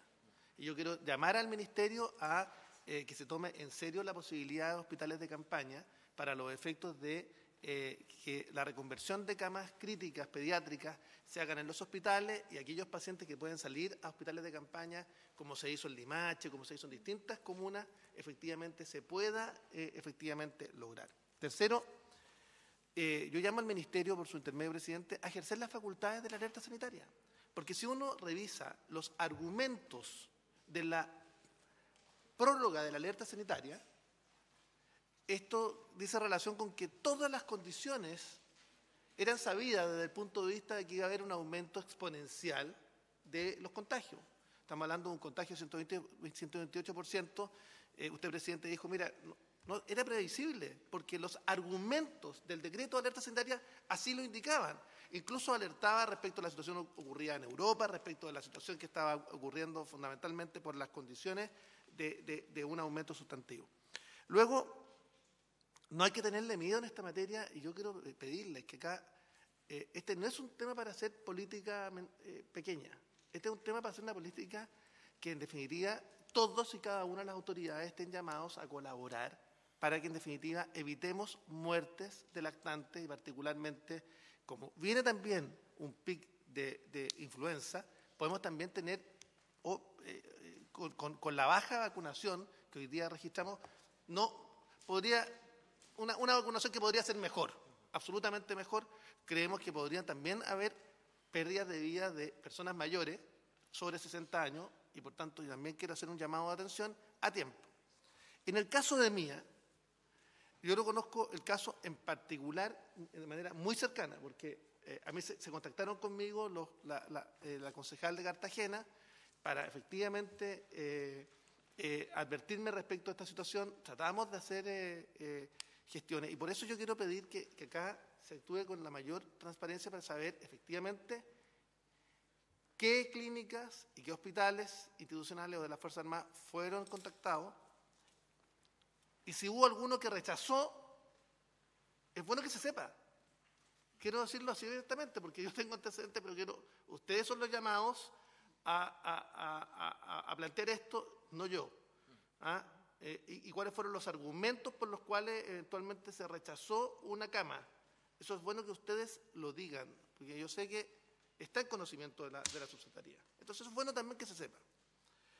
Luego, de los potenciales contagiados, 35.000 contagiados. Potenciales contagiados, lactantes de menores de 6 años, 6 meses. Hay que tomar todas las medidas de control. Contagiados, no estoy hablando de fallecidos, contagiados. Entonces, por lo tanto, hay que tomar, porque esto, a nuestro juicio, por lo menos con las líneas que hemos visto de proyección, nosotros no hemos alcanzado un primer pic, pero yo creo que esto va a venir con un segundo pic, incluso más elevado, y se va a trasladar por lo menos 2 o 3 semanas más. Por tanto, acá hay que tener especial énfasis. Comunicación de riesgo. No hay que tenerle miedo a tener efectivamente la comunicación de riesgo. Yo creo que acá no estamos siendo suficientemente enfáticos. Uso de mascarilla, que sea facultativo, no obligatorio, pero facultativo a la gente que usa transporte público, el lavado de manos. Yo no he visto campañas de televisión o campañas de medios, sí, pero no suficiente. Sí, yo creo que hay que hacer y yo creo que generar hitos de comunicación, como ocurrió en la pandemia, respecto a esta materia, creo que hay que hacerlo. Yo vi una primera acción que va en la dirección correcta y eso hay que insistir. Perdón, sí, dame un segundo. Sería bueno saber qué clínicas han sido contactadas y cuáles no. Y qué hospitales institucionales han sido contactados y cuáles no. En la región metropolitana y en la región de Valparaíso. Yo quiero pedir ese dato, porque acá, mire, cualquier cosa menos una decisión ideológica. Acá estamos hablando de vidas de personas. Luego, yo creo que es muy importante, yo quiero pedir que los padres de Mía sean citados a esta comisión mañana. Presidente, ellos están disponibles porque ellos quieren efectivamente que el caso de Mía no quede impune en términos de que se repitan hechos como ese. Entonces yo quiero pedirle al presidente de la comisión que ellos sean recibidos. No sé si mañana, el miércoles. Sugiero que veamos bien el momento. Pero veamos cuándo sean recibidos, pero yo creo que es importante. Bueno, también yo creo que es relevante, bueno, ya dije que la subsecretaría entregue los datos, la coordinación de la UGSC. Yo creo que es fundamental. O sea, yo creo que tenemos que visibilizar la coordinación de la UGSC. O sea, debe estar visible. Tenemos que saber cuántas camas han sido, qué hospitales, qué clínicas han sido efectivamente contactados. Y yo creo que también se dictó tardíamente el decreto. Con esto termino. Yo quiero señalar que siempre ha habido buena disposición del subsecretario, y yo quiero dejarlo súper claro, pero en esta materia tenemos que hacer, sin hacer un caso político, porque hoy día no es el momento del caso político, hoy día es el momento de ver cómo enfrentamos de mejor manera este brote. Ya habrá momento pero acá hay que corregir rápidamente lo que no se ha hecho de manera tan con tanta premura o con tanto énfasis para evitar más costos de vidas humanas. Yo se los quiero pedir, por favor, ministro, subsecretario. Esto no es para hacer política pequeña, esto es para hacer política grande, para que haya colaboración de todos aquellos que tienen experiencia para sacar adelante este brote. Muchas gracias, senador Chaguán. Senadora Órdenes, por favor. Muchas gracias, presidente. Saludar a la ministra, al subsecretario y a todo el equipo de salud que está convocado a esta comisión. A ver, claramente la situación que se está enfrentando no tiene complejidades. Incluso ustedes hablan de situaciones que pueden ser homologables, año 2016, 2017.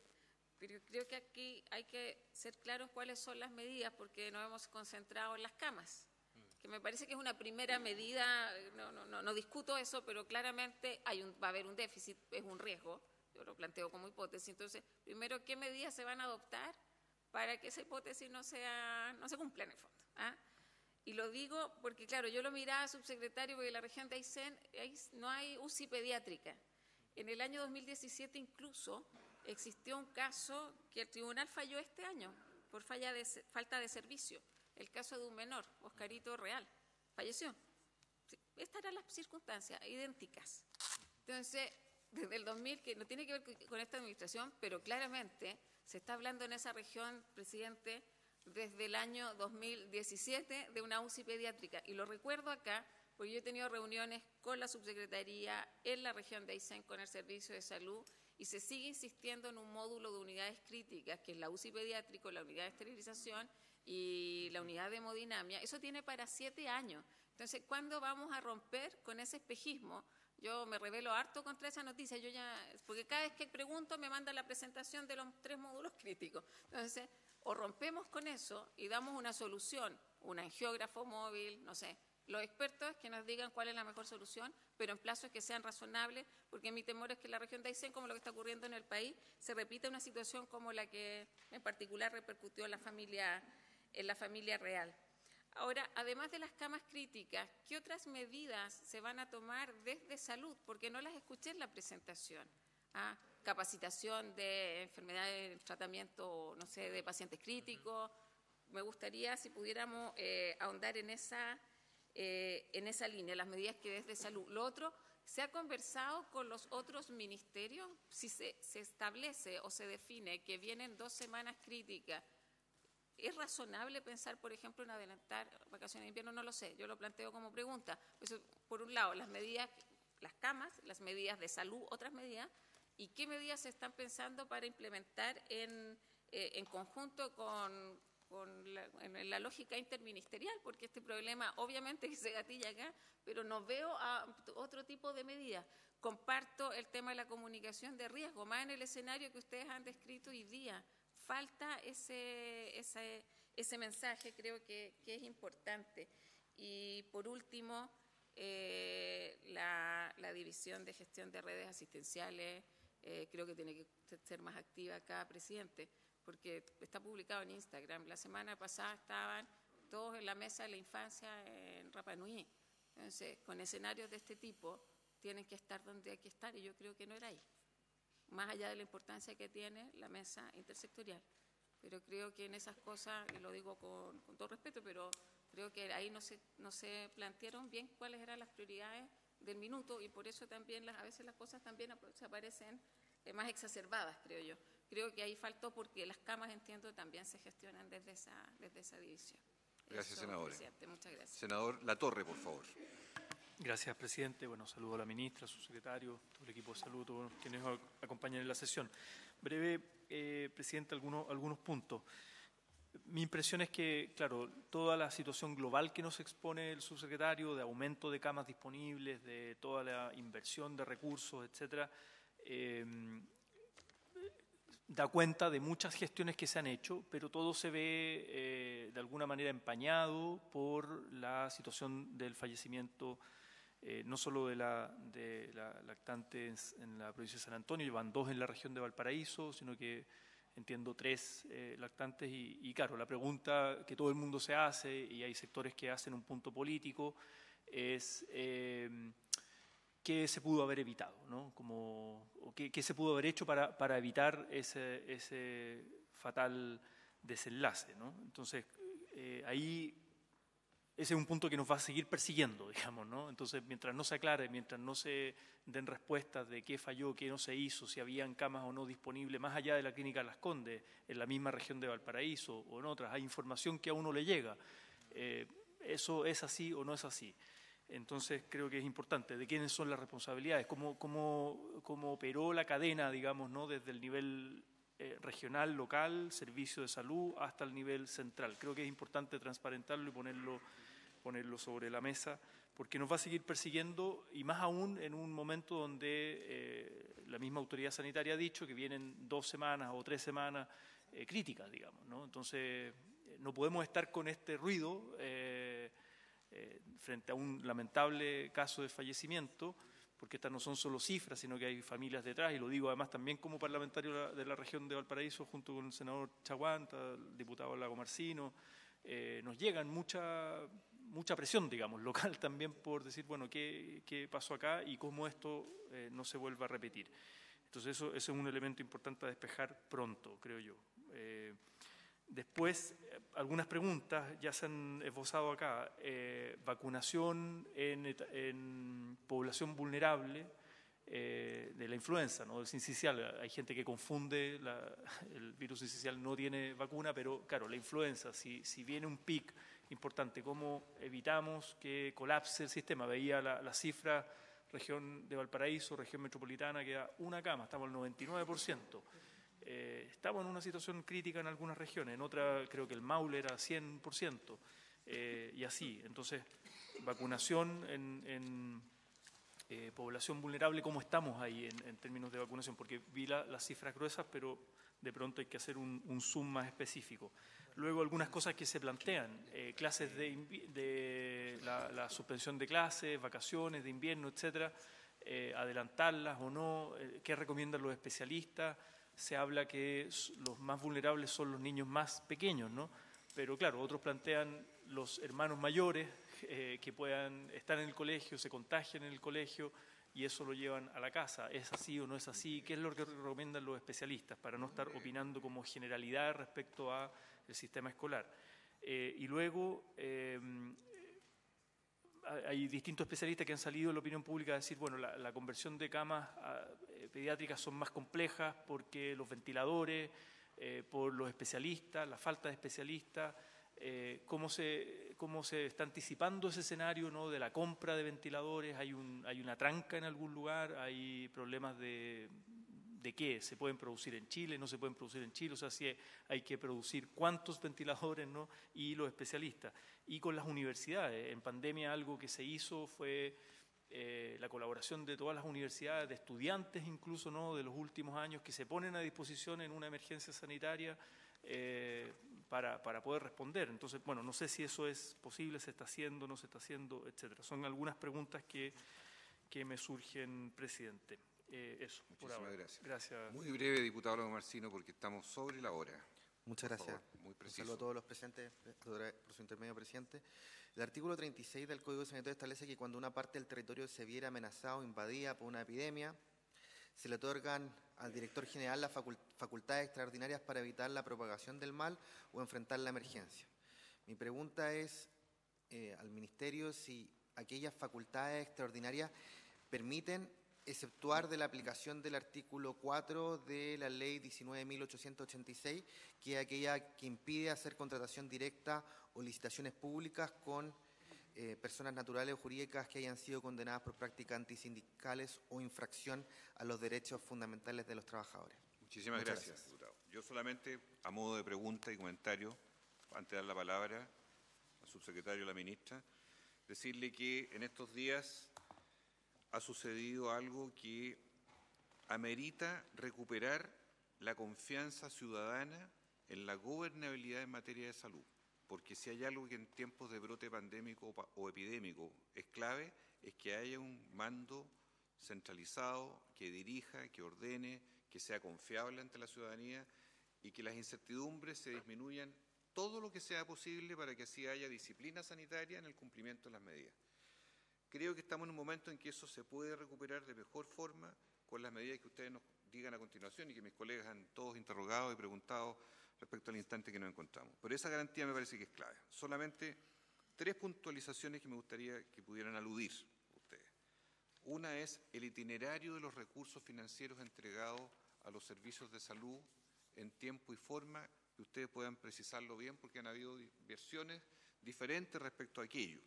2, ¿de qué manera se interviene en la campaña de vacunación contra la influenza, sabiendo que hay un brote que tendría que venir con influenza, entendiendo que en mayores de 65 años tenemos un bajo porcentaje de vacunación, del 55%. Hay una tasa algo mayor, de 63%, algo así, en menores de 10 años, y que obviamente son foco de preocupación para lo que viene en las próximas semanas. ¿Cómo se interviene en la campaña de vacunación? Tercero, que ya se lo he pedido a la ministra, en cuanto a cómo se evalúa por el comité de expertos que ustedes encabezan el uso obligatorio de mascarillas en sectores de alta aglomeración y baja ventilación, que son parte del fenómeno de invierno, que son una realidad en la transmisión y que, sin que a nadie le guste ni le entusiasme, sin embargo, aparecen como medidas de pronto necesarias en un momento tan complejo como el que estamos viviendo hoy día. Le ofrecemos la palabra entonces, con estas preguntas acumulativas de todos los colegas senadores, al subsecretario y a la ministra de Salud, por favor. Y les pido una prórroga de por lo menos unos 20 minutos sobre la hora para que puedan completar la explicación. Bueno, muchas gracias, presidente. A ver, poder contestarlo todo con respecto a esto.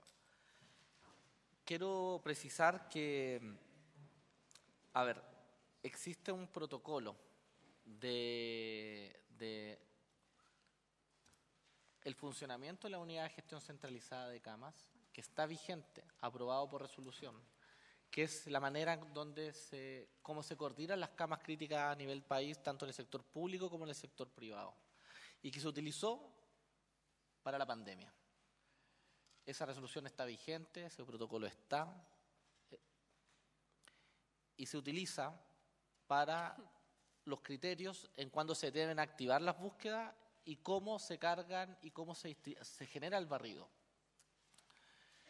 El sistema de la unidad de gestión centralizada de cama funciona de la siguiente manera. Cuando en un servicio hospitalario de urgencia hay un paciente que ingresa o que se hospitaliza y que se complica y requiere una atención que en manera inmediata en dicho establecimiento no se puede brindar por distintas razones, porque requiere una capa de complejidad, porque requiere un procedimiento en específico, etcétera. Los médicos de turno, junto a los equipos de salud, presentan esos casos y se sube a una plataforma. Primera opción siempre es derivarlo al hospital base. Nosotros funcionamos en red, que tiene distintos niveles de atención primaria, con los servicios de urgencia, atención primaria, los servicios de urgencia de alta resolutividad, que son los SAR, luego los hospitales comunitarios de mediana, baja complejidad o de mediana, y los hospitales de alta complejidad, que son los bases. Y lo que sucede es que en general cuando la primera opción, cuando se tiene, la primera atención que debe hacer una persona en un equipo clínico ante una descompensación es darle las atenciones que corresponden, primero para estabilizar el cuadro agudo que está viendo en lo posible. Y paralelamente se realizan las gestiones de búsqueda a través del protocolo si es que el hospital que le corresponde derivar no tuviese la capacidad por distintas razones. La unidad de gestión centralizada de camas toma ese caso, se crea en un sistema, se crea en una plataforma, se suben los datos clínicos y comienza una búsqueda. Aquí es un equipo que empieza a consultar, primero en el hospital base, en donde consulta y corrobora que efectivamente no tienen capacidad y cuáles son las razones y cuáles son los tiempos que necesitan para poder hacer ese cupo, para poder absorber ese paciente. Y además se hace un llamado a los distintos hospitales aledaños y clínicas al sector. Si eso no es fructífero en un tema de tiempo, empieza el barrido a las regiones colindantes. También hay que entender que en ocasiones como las que estamos viviendo actualmente, no solamente hay un caso en que este equipo está monitorizando, sino que son varios a la vez. Entonces, es un equipo que está constantemente barriendo la disponibilidad de camas y la oferta que se tiene tanto en el sector público y privado de movimientos de pacientes. Y de manera conjunta van asignando y van preguntándole a los distintos equipos clínicos la capacidad que tienen de recibir estos pacientes. Pero lo primero, yo trabajé en el SAMU Metropolitano, presidente, fui director de esa institución acá, me tocó realizar traslados en todo el país. Y uno sabe que el traslado tiene que hacerse en ciertas condiciones de seguridad para los pacientes. Y por eso es muy importante el trabajo que hacen los distintos equipos a nivel local para poder compensar. Y en muchas ocasiones son los equipos de rescate, los equipos de traslado, los que ayudan también a poder concretar esta estabilización. Y una vez siendo estabilizado, ¿no es cierto?, cuando el paciente está estable para poder ser subido a una ambulancia o hacer una evacuación aeromédica, son trasladados. Es el protocolo que está vigente y es explícito, presidente, en plantear que se tiene que realizar la búsqueda del sector público y privado, independientemente si se tuviese o no contrato con el FONASA en este caso.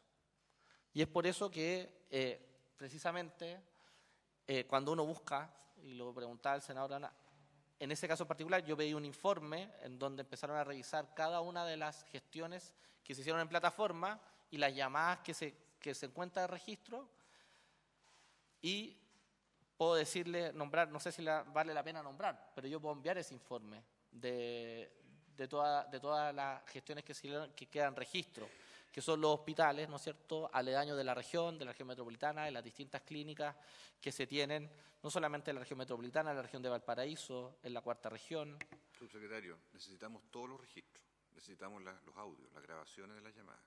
Perdone que sea tan directo, pero aquí se requiere la plena información al respecto. ¿Habría acuerdo en la comisión? Prosiga. Bueno, para eso y para que sea formalmente, presidente, nosotros instruimos primero una auditoría clínica del caso y de todos los casos de fallecimientos que vamos a tener durante este invierno en lactante, todos. Una auditoría clínica que revisa el proceso asistencial, administrativo, pero también clínico en el manejo de los pacientes y las gestiones que se hacen. Además, nosotros pedimos una auditoría del proceso, cómo está funcionando hoy en día la unidad de gestión centralizada de camas de acuerdo a los protocolos, y hemos instruido una investigación sumaria al respecto, precisamente para particular de este caso. Por lo tanto, presidente, con eso se van a recopilar todos los antecedentes que se cuente y van a ser entregados oportunamente con una persona que es un fiscal, ¿no?, que va a estar a cargo de manera exclusiva a realizar toda esta diligencia. Quiero decir que en el contexto que tenemos hoy día, que demostré con respecto al número de consultas, circulación viral que tenemos hoy día, la red ha estado a la altura de responder a la cantidad que ha sido muy superior de la que tenemos registro de enfermedades respiratorias. Y en eso quiero contar que nosotros durante el mes de mayo Se entregaron marco presupuestario, se instruyó a los servicios y también a las clínicas, y de hecho hay una declaración que consta de la Asociación de Clínicas Chile, en donde se plantea precisamente que hemos trabajado durante el mes de mayo precisamente la complejización. Si no hubiéramos sido capaces de planificar durante el mes de abril y mayo esto, el aumento de camas no habría sido posible en el tiempo y oportunidad que lo hemos hecho. Quiero decir también que este trabajo que hemos conversado a propósito con todo el sector, porque esta demanda tan importante no es solamente en el sector público, sino que también en las clínicas. Y así hemos visitado in situ la alta demanda y hemos coordinado las distintas coordinaciones y esfuerzos para poder distribuir y dar como sector público-privado la respuesta que se requiere. En ese sentido, quiero decir que nosotros ya en el mes de mayo se ejecutó la etapa de aumento de camas de manera muy importante. Por eso llegamos a tener más de 800 públicas y se sumaron más las privadas, ¿sí? Que también aumentaron y hicieron un esfuerzo. Pero ya en la primera semana de junio y viendo el aumento importante que teníamos en la región metropolitana de ocupación y también en la quinta región, nosotros decidimos tomar medidas adicionales ya en una siguiente etapa, que por supuesto tienen su grado de dificultad. ¿Por qué? Porque implica, primero, la suspensión en ese decreto, que se me hace pregunta, de aumentar más todavía sobre lo que ya se había aumentado un 20%. Nosotros, con las proyecciones que tenemos, que hemos estado trabajando con el sistema con el Instituto de Sistemas Complejos de la Universidad de Chile, que también colaboraron para la pandemia, para hacer las proyecciones de consultas y de la demanda asistencial que se viene por delante. Nosotros tenemos planificado y se da ese decreto precisamente para prepararnos para las siguientes semanas que tenemos, en donde tenemos que pasar, en ese momento teníamos alrededor de 1.000 camas, para llegar a alrededor de 1.250 camas críticas durante esta semana. Y para eso no solamente era disponible el recurso humano que ya estaba trabajando en la unidad de paciente crítico, sino que también era necesario incorporar otros profesionales, porque también, dada la expertise que se requiere para atender sobre todo un lactante, sobre todo un niño muy pequeño, que ustedes entenderán, no es lo mismo atender o pronar a un paciente, o ventilar a un paciente, o puncionar a un paciente adulto que pesa 70 kilos y que mide 1,60 m o 70 m, a tener a un niño de 5 kilos, de 4 kilos, de 3 kilos, que hay que puncionar, que hay que movilizar, que hay que ventilar, que hay que nutrir, y en donde la progresión de la enfermedad sin lugar a duda, porque los pulmones son muy pequeñitos, y cuando tienen una infección muy fuerte, puede ser de rápida progresión. Por lo tanto, ya en esa etapa, ¿cuál es la idea?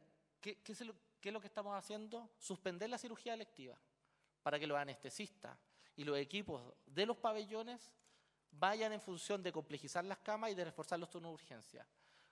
Senadora Órdenes, el decreto de alerta sanitaria da y se están utilizando internos de medicina. Todos los becados de formación en el área infantil están apoyando en estos momentos al área asistencial.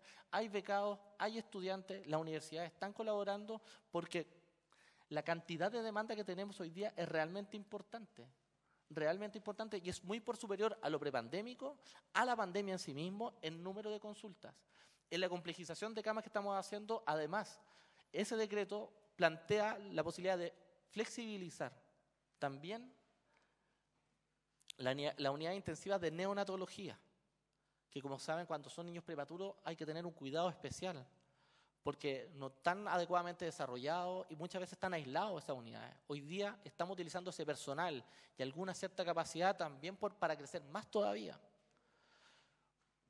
Sabemos que este primer pic van a resultar en 3 semanas más, vamos a tener que aguantar, y por eso se estamos dedicando personal, e incluso los hospitales están utilizando a sus subespecialistas que están haciendo consultas, redestinando y reprogramando esas consultas para después de esta primera parte más fuerte, con el objetivo de que puedan ir a complejizar más camas. nosotros tenemos también un consejo asesor en el cual hemos trabajado, y aquí no solamente ha sido esfuerzo de los equipos clínicos y médicos, sino el equipo de enfermería, el equipo de kinesiología, los gremios de la salud hoy día que han tenido un llamado y un respaldo para estar trabajando en la atención primaria, a través de la sala Ira y Era, a través de las unidades de observación que estamos teniendo en la atención primaria también.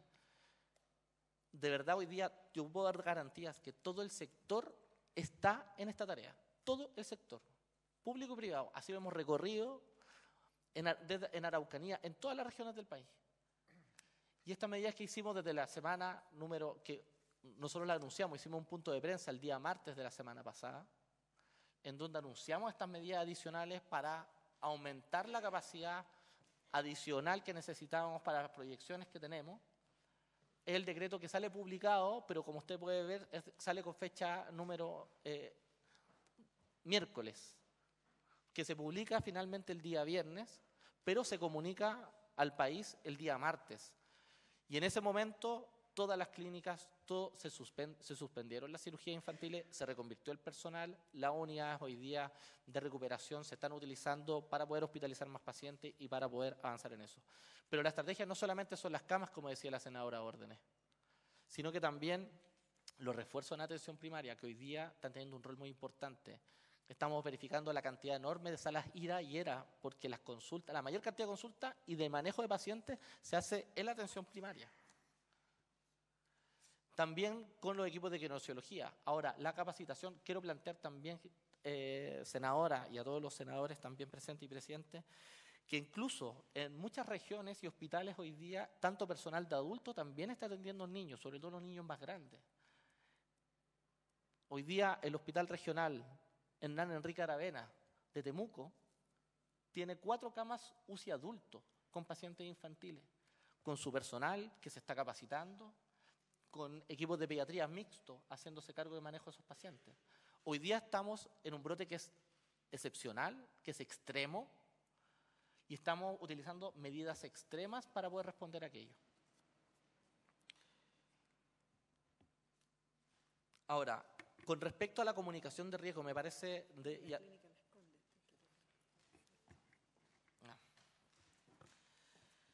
Ya voy a llegar a la clínica Las Condes. Por favor.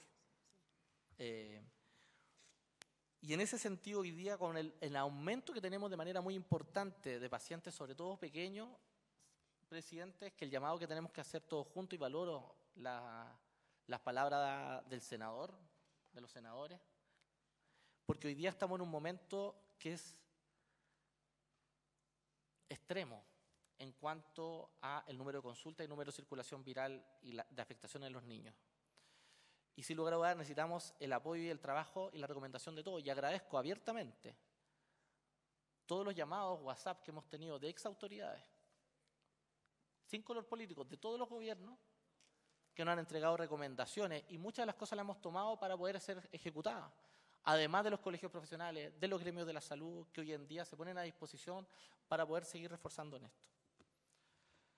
Ahora, con respecto a lo de la clínica Las Condes, efectivamente, bueno, yo lo dije en un punto antes de entrar acá, que nosotros, existe este protocolo, y este protocolo está, como ustedes saben, para cumplirse, por eso es oficial del Ministerio de Salud. Hay una situación que planteaba el doctor Lago Marcino respecto a el número de, perdón, que hay una sanción, ¿no es cierto? Hay un fallo de un Tribunal de Justicia del Trabajo contra Clínica Las Condes, ratificado por el Tribunal Constitucional, en donde dictamina o falla que Clínica Las Condes no puede celebrar contrato con el Estado alguno, obligando tanto al Estado como a Clínica Las Condes a que este fallo se cumpla por un periodo de 2 años. Sin embargo, y lo dije así abiertamente en la entrevista, Clínica Las Condes, al ser un prestador de salud, también no puede negar el auxilio a una persona de gravedad. Y en ese sentido lo dije, que vía ley de urgencia, hoy día, o de riesgo vital grave de una persona, no pueden negar dicho auxilio. Y es por eso, por ejemplo, que Clínica Las Condes, fe de eso, ¿no? Que he dicho, hoy día hemos tenido, de abril a la fecha, ha atendido 65 leyes de urgencia. Solamente en el mes de abril y el mes de abril hasta la fecha. Porque tiene que atender las leyes de urgencia que consulta. Entonces, ahora, en el análisis preliminar donde pedimos las certificaciones de las gestiones que se realizaron en el caso en particular, no existió registro de una llamada clínica a Las Condes.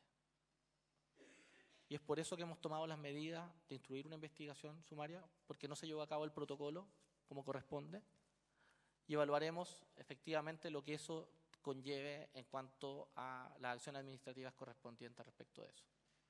Por supuesto que hoy día ha quedado claro para todos los equipos del Ministerio, ¿no es cierto?, que las condiciones de riesgo vital, que el protocolo está para cumplirse y hoy día estamos trabajando en una red integrada utilizando todos los recursos que tiene el país para poder responder a esta emergencia sanitaria durante este tiempo con las facultades extraordinarias que tiene la alerta sanitaria y también la red. Hoy día el foco son los niños y niñas, el llamado que hacemos por supuesto que a la prevención y al trabajo coordinado de todos los sectores hoy día, todas las vocerías, porque de verdad estamos teniendo, y lo hemos visto recorriendo la cantidad de padres, madres, con angustia, llevando adelante, sacando adelante a todos sus niños y niñas que están hospitalizados en los distintos hospitales del país, y hoy día el llamado que tenemos que hacer también es a cuidarnos, a aislar a los más pequeños, sobre todo los menores de 6 meses, utilizar las mascarillas, utilizar la ventilación de espacios, y todas las medidas de prevención hoy día son necesarias para disminuir las tasas de contagio, sobre todo en esa población. Desde la perspectiva de la red asistencial estamos maximizando, estamos creciendo y vamos a crecer para poder atender a todos los pronósticos que hoy día tenemos sobre la mesa respecto a los requerimientos de cama de las siguientes semanas que vamos a tener. Secretario, sí, antes de dar la palabra a la ministra, y había pedido la senadora también, Paulina Núñez, si usted pudiera ser más preciso en lo siguiente, porque usted ha indicado que son 65 casos ley de urgencia que se han trasladado a Clínica Las Condes, o no sé si desde Clínica Las Condes, pero como usted la semana pasada en una entrevista que causó cierto impacto dijo que se estaba dando la derivación de pacientes hacia la Clínica Las Condes, y ocurre que al parecer eso sucedió después, el sábado, según la información que nosotros tenemos, por lo tanto no estaba ocurriendo ese hecho. Y a la vez no se llamó por protocolo en el caso de la menor de San Antonio. La pregunta es, ¿por qué no se llamó? ¿Qué información tiene usted como subsecretario que está sobre la unidad de gestión de control de camas críticas? ¿Qué sucedió aquel día?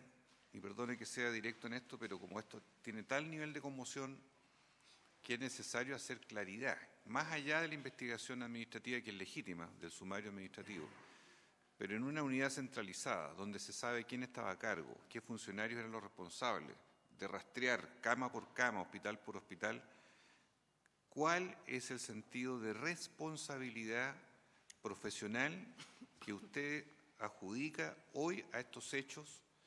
Que yo no quiero aquí entrar a hacer una relación causa-efecto, pero es evidente que está la vida por medio de una menor que falleció, donde era muy distinto trasladar a 2.000 kilómetros que a 100 kilómetros. Perdone que se lo diga, eso es muy distinto y ese podría ser otro escenario. ¿Cuál es el sentido de autocrítica, de responsabilidad que usted como subsecretario toma frente a hechos de esta magnitud al interior de la cartera y de esta unidad específica que es la del control de camas? ¿Y cómo podemos tener garantías de que en otros traslados no se esté consultando a todos los centros que corresponde cuando se da el reporte final de si había o no había cama para un menor? Por favor. Primero, presidente, creo que es muy importante, sobre todo cuando hablamos de casos tan delicados, tener la sensibilidad para no revictimizar. Yo creo que acá hay la pérdida de un hijo es el dolor más grande que una persona puede vivir.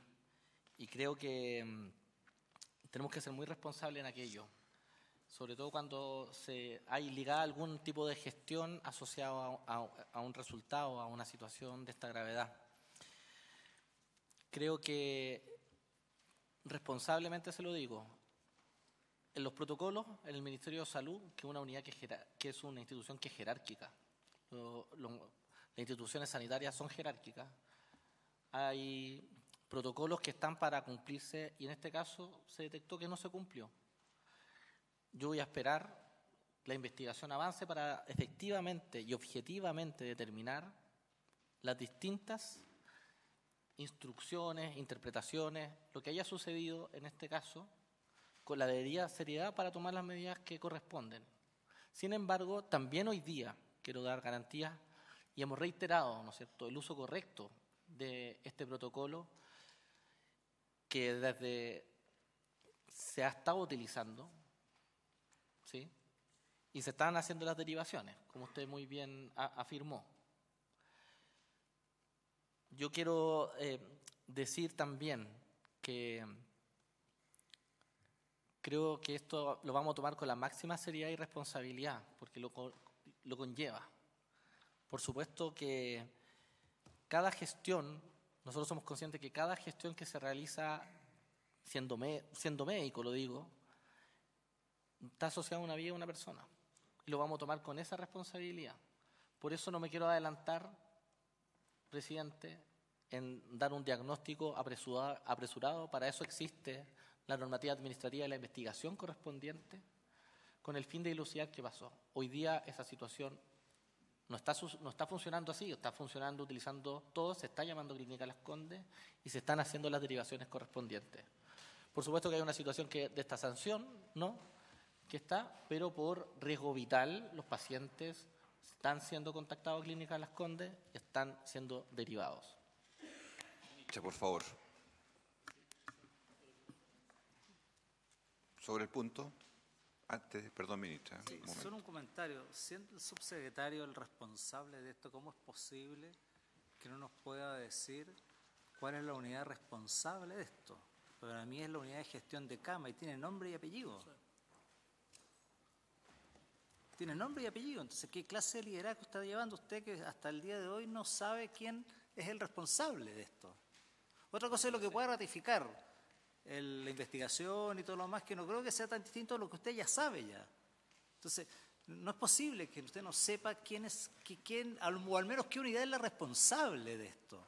¿Es la unidad de coordinación de la gestión de camas con el sector privado? ¿Es la unidad de gestión de camas críticas? ¿Quiénes son los responsables de esto? Porque si no, me queda la impresión de que aquí el último responsable de esto es usted, señor subsecretario. Porque usted es el jefe superior del servicio. Entonces, yo entiendo que puedan haber investigaciones, pero a esta altura, que nos responda de que no hay, así lo entiendo, puedo estar equivocado, que no hay alguien responsable de esto. Estamos hablando de vidas de personas. Vidas. Y eso es lo que a mí me preocupa. Entonces, yo lo invito a que efectivamente reflexione sobre este tema y que se asuman las responsabilidades que correspondan a nivel de las unidades que correspondan y a nivel político. Es lo que corresponde. Por cosas similares en los gobiernos anteriores, autoridades han tenido que salir de sus cargos. Entonces, yo por eso creo que si vamos a tomar con seriedad esto, asumamos las responsabilidades que correspondan. Eso es lo que yo le quiero pedir, subsecretario, porque hasta este minuto, generalidades, cifras, pero la verdad es que no me queda claro quién es el responsable de que haya ocurrido lo que pasó con esta menor. Por los otros 5 casos, me imagino yo que hay otro tipo de situaciones, pero el caso de la menor de San Antonio, habiendo disponibilidad de la Clínica Las Condes, se le está diciendo que tiene que irse a Arica. ¿Quién es el responsable de eso? Subsecretario. Senador, presidente, evidentemente yo conozco la subsecretaría, acá hay unidades que están coordinadas. Está la unidad, efectivamente, de gestión centralizada de camas del Ministerio de Salud y la subsecretaría de redes asistenciales, que depende del Departamento de Urgencias, de la División de Gestión de Redes Asistenciales, que depende de la subsecretaría de redes.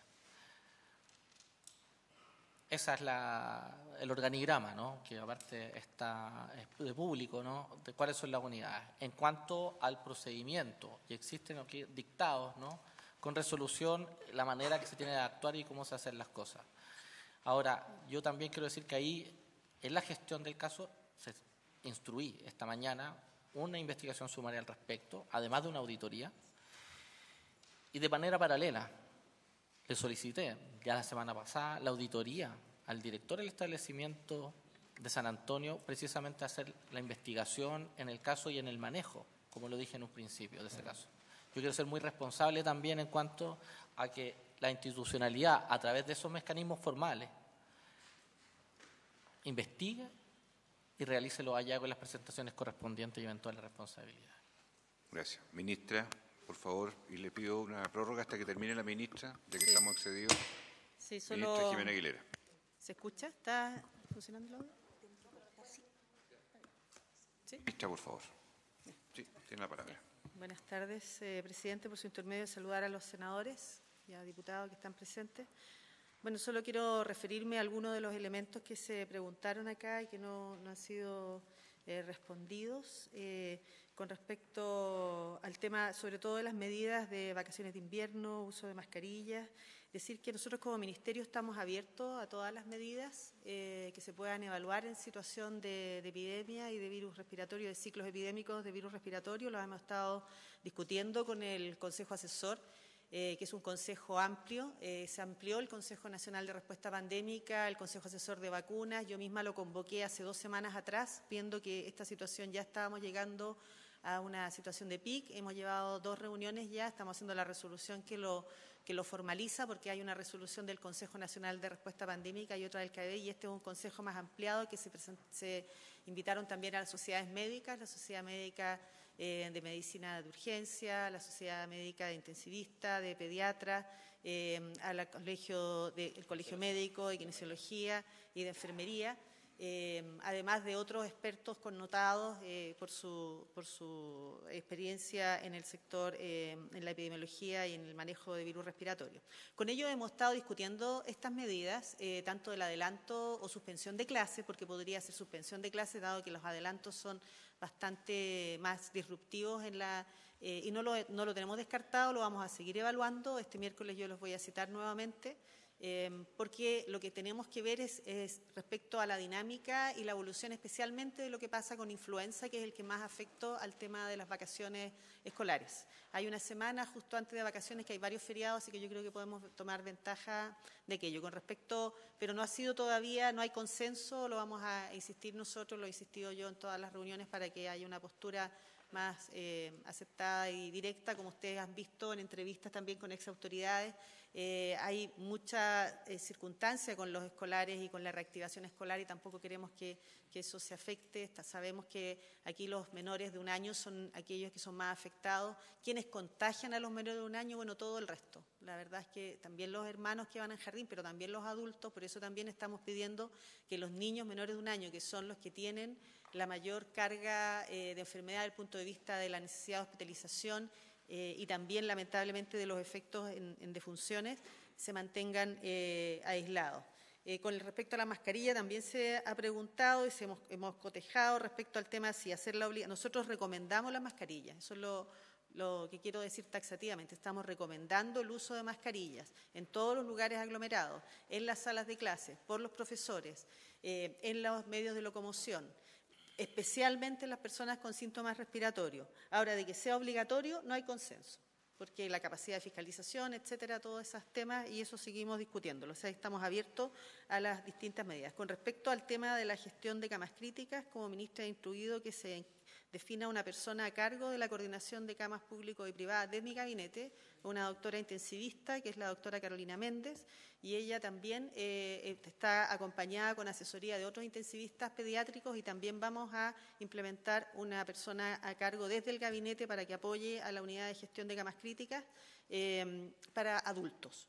Tenemos ahora ya designada, la doctora Méndez ha acompañado a la jefa de la División de Gestión de Redes Asistenciales a las visitas a terreno, tanto hospitales como clínicas, justamente para revisar el tema de la disponibilidad de camas, el seguimiento también de las recomendaciones que nos han hecho distintas personas con las que hemos estado conversando. Recordar que hoy día a las 3:30, creo que es 3:30, tengo reunión con los exministros de Salud también para escuchar sus planteamientos y también para discutir con ellos este tipo de medidas que se han hecho. Sobre los hospitales de campaña, efectivamente se está instalando un hospital de campaña en el Hospital Roberto del Río y se está continuamente evaluando todas esas medidas justamente para ver la disponibilidad de camas en relación a la presión asistencial de hospitalización. El virus sincicial es un virus bien particular. Normalmente en su epidemiología a los 2 años el 100% de los niños ha tenido contacto con el virus sincicial. Esa situación se alteró producto de la pandemia, por eso es que hemos tenido edades más amplias e incluso es raro que hayamos tenido 2 años fuertes como fue el año pasado, que ya fue fuerte porque ya no estábamos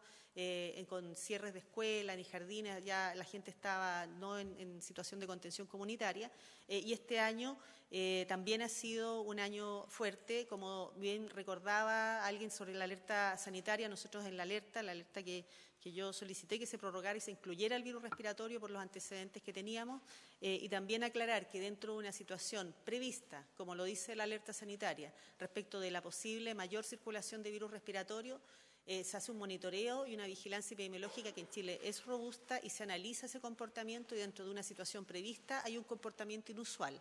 ¿Cuál es el comportamiento inusual? El que se haya adelantado el brote y tenga una pendiente mucho más empinada que lo que se había visto en otras oportunidades, como ustedes vieron ahí en los gráficos, el mayor brote que hemos tenido en el último tiempo, y eso lleva a que uno tenga que estar ajustando las medidas semana a semana dentro de un horizonte de planificación. Estamos en una semana que ya comenzamos la situación de pic. Normalmente los pics se mantienen por 2 a 3 semanas, entre que sube y baja se mantiene una situación así y ahí comienza a declinar. Puede haber un segundo pic. Estamos preocupados del tema de influenza. La subsecretaria de Salud Pública está de cabeza viendo cómo mejorar la cobertura de vacunación de los adultos mayores. Hay una fatiga pandémica para la vacunación. Ha habido una buena cobertura, al menos en las edades escolares, en que se llegó al 80%, pero ciertamente que se sigue insistiendo en el tema de la vacunación. Se está publicando sobre la comunicación de riesgo, se está comunicando todos los días, se instauró un punto desde la semana pasada en que se está comunicando cuál es la situación, cuál es la cobertura de la vacunación. Eso ayuda a la comunicación de riesgo. Ha habido campañas. Efectivamente es más difícil hacer campañas ahora porque la gente no toda ve televisión. Entonces, a pesar de que aparezcan los spots, estén los programas radiales, la verdad es que mucha gente dice yo no lo he visto porque no ve mucha televisión como se veía antes. Entonces, eso nos obliga a ser más creativos en relación a las plataformas e insistir en la campaña. Yo creo que el punto diario también va a ayudar a eso. No quiero atrasarlos más porque ya estamos bastante pasados del tiempo, pero enfatizar en esos elementos que se están tomando las medidas, se está acogiendo la experiencia de autoridades previas y de lo que hemos vivido en otras circunstancias para mejorar la gestión en esta situación que es compleja, pero que estamos tratando de dar la mejor respuesta, el mejor esfuerzo. Los sistemas de salud están todos estresados con esto y también tenemos que reconocer el trabajo que ellos están haciendo. Muchas gracias. Sería conveniente, les pido acuerdo a la comisión para que le pidamos al subsecretario las nóminas de, no los nombres, sino los diagnósticos, la fecha, la oportunidad, la gravedad de los traslados vía ley de urgencia a la clínica Las Condes. ¿Habría acuerdo? Para precisar. Y en el resto de los establecimientos privados.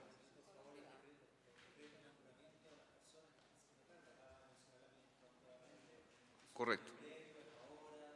Correcto. Los hospitales institucionales. Y los hospitales institucionales. Vamos a resumirlo eso en un oficio formal, ministra, dirigido a ambos para que podamos tener la primera información. Senadora Núñez, brevemente, por favor, vamos a ir cerrando. Gracias, presidente. Me va a tomar 40 minutos. Presidente, las negligencias... 40 minutos. 50 segundos. Presidente, mire. Presidente, la negligencia cuesta vida. Yo creo que aquí todos estamos conscientes de aquello, indiferente incluso de los cargos que se asuman en cada uno de los puestos.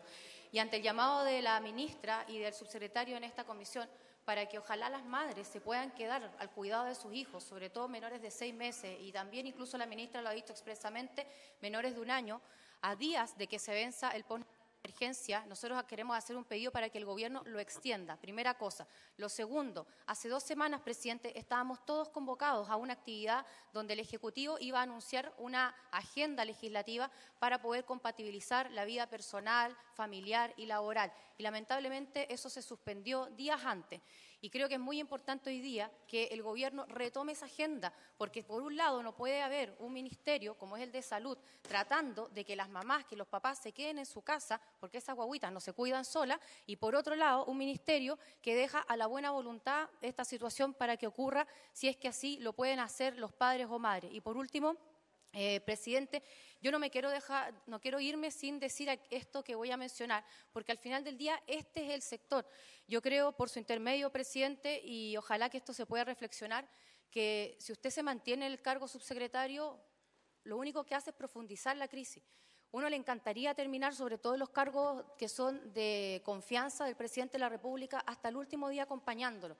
Pero cuando ya la situación es compleja, porque hay una profunda crisis de confianza en nuestro país, donde la mamá y el papá escuchó en la casa que sí se estaba llegando a las determinadas clínicas privadas y por otro lado, al día siguiente diciendo que no sabe si mintió o si no tenía la información.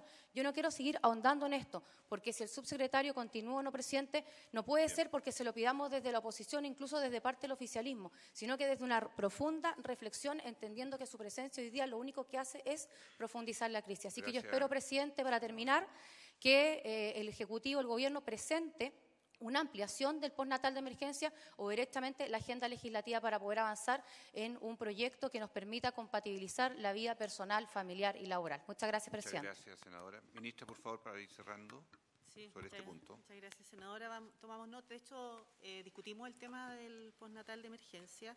Tuvimos una reunión con la ministra del Trabajo, con el ministro de Educación, con las distintas áreas. Justamente hemos estado en coordinación por todas las medidas. Lo que nos recomendaron y que nosotros justamente tomamos cuenta fue el tema del trabajo remoto, de enfatizarlo. Se mandó un oficio a la Dirección de Servicio Civil para que en el sector público se reforzara el tema del trabajo remoto, especialmente a los padres de niños en edad preescolar. Y la ministra del Trabajo hizo un llamado a los empleadores, ciertamente, para que se faciliten las facilidades para el trabajo remoto. Usted sabe que tiene que el empleador estar favorable, pero vamos a discutir la sugerencia que usted hace. Muchísimas gracias, ministra, y por haberse cumplido el propósito de esta sesión, se levanta. Recording stopped.